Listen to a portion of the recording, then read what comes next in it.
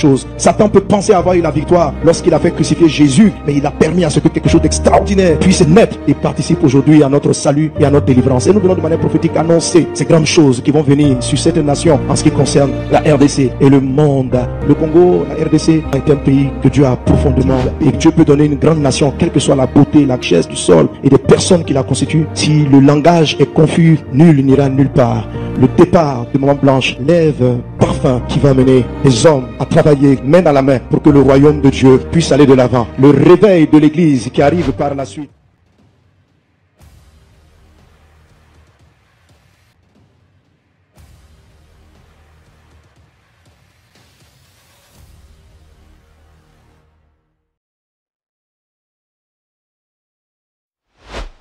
Il a fallu que cette servante meure pour que ces révélations puissent être révélées par ce serviteur.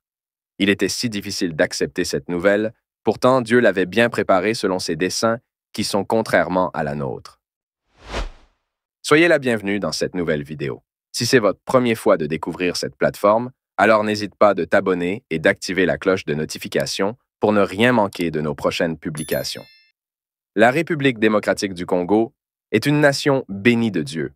En parlant d'un réveil spirituel dans le monde et sur plusieurs sphères, politiques, sociales et économiques. Ce message continue de révéler le différent plan de Dieu sur ce territoire doté des plusieurs richesses. Après plusieurs révélations faites par les différents serviteurs de Dieu venus de partout dans le monde, à l'occasion des hommages rendus à la défunte Odia Kandolo, la plus pertinente reste celle révélée par le serviteur de Dieu ivoirien et le responsable des églises Vase d'honneur, le révérend pasteur Mohamed Sanogo. Comme tous les autres oints de Dieu, son intervention dans cette cérémonie a promu les révélations prophétiques bouleversantes qui seront désormais observées sur la nation congolaise. À l'occurrence, le pasteur Mohamed Sanogo a révélé la même pensée que le pasteur Marcelo Tunazi au sujet de l'unité de peuple congolais, qui est beaucoup plus observée chez les serviteurs de Dieu après la disparition inopinée de son épouse. Devant tout le monde, les politiciens, des hommes et des femmes de Dieu présentes dans le lieu, le pasteur Sanogo fait savoir la révélation prophétique sur la nation congolaise, alors que ces messages prophétiques ne sont pas annoncés pour la première fois sur ce pays.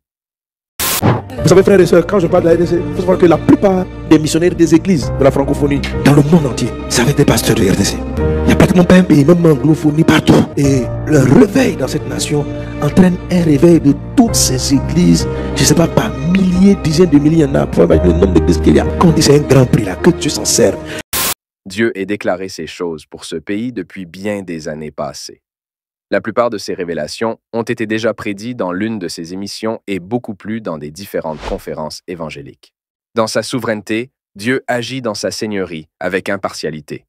Les peuples congolais doivent s'unir ensemble pour répondre aux préceptes et à la mission salvatrice établie par le Seigneur, en parlant surtout d'un réveil spirituel qui concerne tous les enfants de Dieu. À la lumière de ces révélations, nous voyons simplement un instrument que Dieu a dû utiliser pour apporter les paroles de réconfort et d'amour auprès de ses frères dans le ministère, qui ait été autrefois séparés par la haine et l'envie du système de ce monde. Bien que cette mort est vue et révélée comme une source de réconciliation de tous les Congolais, mais surtout pour les serviteurs de Dieu. Sur cette séquence de vidéos que vous allez suivre, nous voyons comment Dieu a déposé ses révélations sur cette nation au travers de son serviteur. Suivez et l'on se retrouve juste après cet extrait de vidéo pour la suite et fin.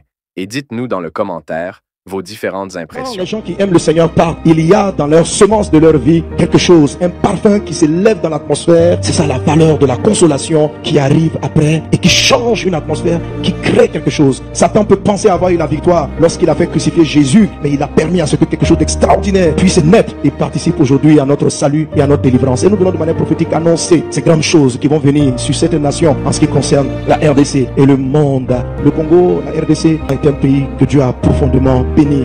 Mais le pays n'arrive pas à se construire comme il aurait dû parce que l'ennemi a semé la confusion de Babel. On peut avoir de grands projets. Tout le monde voulait construire la tour. Ils avaient tous la tour comme projet, mais ils ne se comprenaient pas. Donc la tour n'était plus constructible. Et Dieu peut donner une grande nation, quelle que soit la beauté, la richesse du sol et des personnes qui la constituent. Si le langage est confus, nul n'ira nulle part.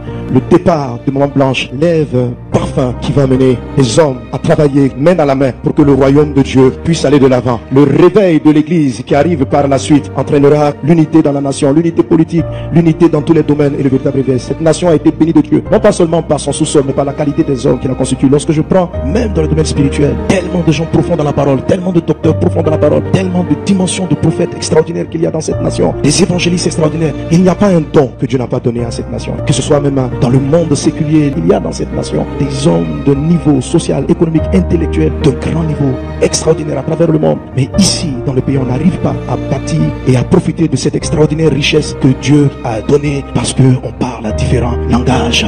Et ce que je voyais, c'est que ce point de départ et la consolation qui a un grand prix aux yeux de Dieu, c'est que ce débat va déclencher quelque chose. Jésus est mort hors du camp. Il est mort dans l'humiliation. Hors du camp, ça veut dire, c'est incompréhensible. On a comparé Jésus le juste à un voleur et on a laissé le voleur et on a préféré tuer Jésus. C'est hors du camp, c'est hors de la logique, c'est hors du système. Mais il est mort ainsi pour que toute l'humanité soit sauvée. Le départ de Blanche est hors du camp, c'est hors de la logique. C'était pas le temps, c'était pas l'âge, c'était totalement inattendu et anormal. Ce parfum qui attire les gens à être ensemble. Ce parfum qui fait que je te regarde plus comme quelqu'un. Vous savez, le parfum donne d'être accepté. Le parfum donne d'être reçu agréablement. Le parfum donne de marcher avec les gens, de trouver du plaisir avec une personne. La mauvaise odeur sépare les uns des autres. Et ce parfum-là, qu'il soit pleinement et prophétiquement sur cette nation, dans le puissant et précieux nom de Jésus. Vous savez, frères et sœurs, quand je parle de la RDC, il faut savoir que la plupart des missionnaires des églises de la francophonie, dans le monde entier, c'est avec des pasteurs de RDC. Il n'y a pratiquement pas un pays, même en anglophonie, partout. Et le réveil dans cette nation entraîne un réveil de toutes ces églises. Je ne sais pas, par milliers, dizaines de milliers, il y en a. Pour imaginer le nombre d'églises qu'il y a. Quand on dit c'est un grand prix là, que Dieu s'en serve. Et que ce départ entraîne un réveil, un feu spirituel pour conquête des âmes. Partout où ce peuple est placé. Que la faveur de Dieu soit manifestée. Que la grâce de Dieu agisse. Au nom puissant de Jésus, quelqu'un donne un bon amen.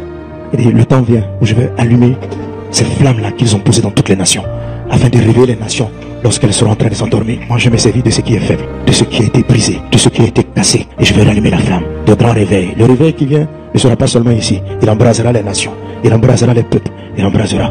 Parce que ma solo, c'est un signe. Que le nom du Seigneur soit béni. Dans le second livre de Chroniques, au chapitre et verset 14, il est déclaré ceci. « Si mon peuple, sur qui est invoqué mon nom, s'humilie, prie et cherche ma face, et s'il se détourne de ses mauvaises voies, je l'exaucerai des cieux, je lui pardonnerai son péché, et je guérirai son pays. » L'humilité précède la gloire.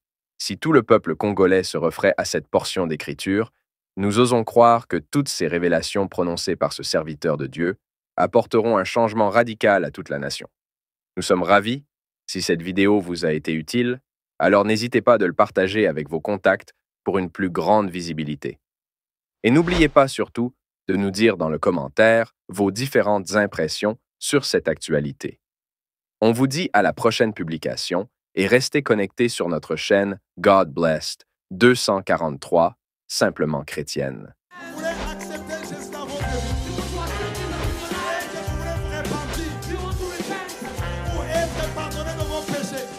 C'est pourquoi, mes amis, vous ne pouvez pas croire dans un prophète qui vient, qui dit que lui, il est le chemin. J'étais païen, j'étais beau. Je deviens chrétien, je deviens vilain. Comment? Le silence n'est pas un vide, c'est un puissant langage de celui qui sait ce qu'il fait. C'est le langage du mature. La personne qui est mature répond de foi par le silence, se tait seulement. Si le ciel qui est réconcilié avec la terre par la croix